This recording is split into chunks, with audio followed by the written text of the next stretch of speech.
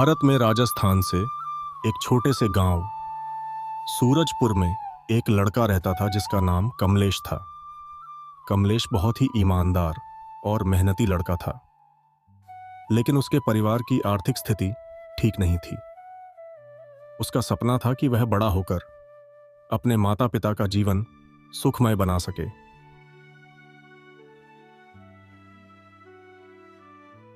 गांव के पास एक बड़ा जंगल था जिसमें कई जंगली जानवर रहते थे।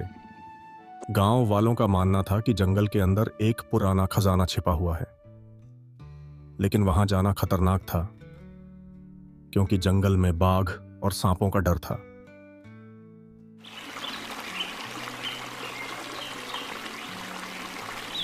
एक दिन कमलेश अपने खेतों में काम कर रहा था। तभी उसे एक बूढ़े साधु महाराज मिले। साधु ने कहा, बेटा, तुम मेहनती हो और ईमानदार भी। मैं तुम्हें एक सलाह देता हूं। अगर तुम सच्चाई और धैर्य का साथ नहीं छोड़ोगे तो तुम्हारे जीवन में बड़ी सफलता आएगी।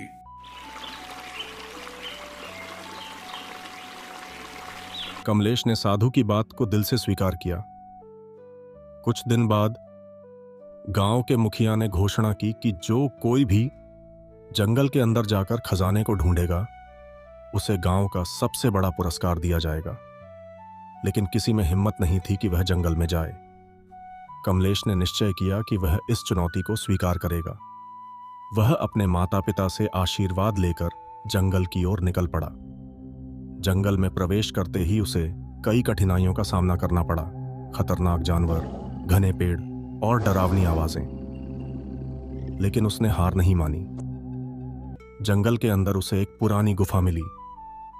गुफा में प्रवेश करते ही उसने देखा कि वहां एक चमचमाता हुआ बड़ा सा संदूक रखा था, लेकिन संदूक के पास एक पत्थर पर कुछ लिखा था।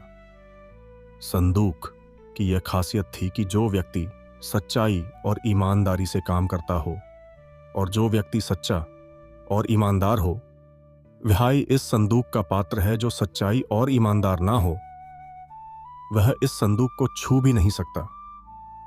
कमलेश ने सोचा कि वह संदूक को तभी खोलेगा जब उसका उपयोग अच्छे कार्यों के लिए होगा। जैसे ही उसने संदूक खोला, उसमें सोने चांदी के सिक्के और बहुमूल्य गहने भरे हुए थे।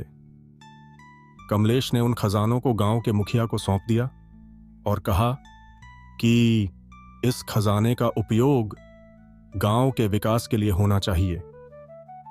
मुखिया ने कमलेश की ईमानदारी और बहादुरी को सराहा।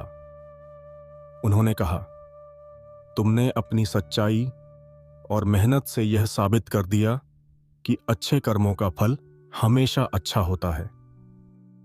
उस खजाने से गांव में स्कूल, अस्पताल और सड़कें बनाई गईं।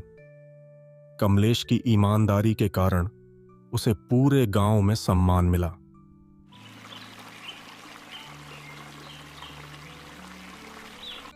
धीरे धीरे उसकी जिंदगी भी बदल गई और वह अपने परिवार को सुखी जीवन देने में सफल हुआ।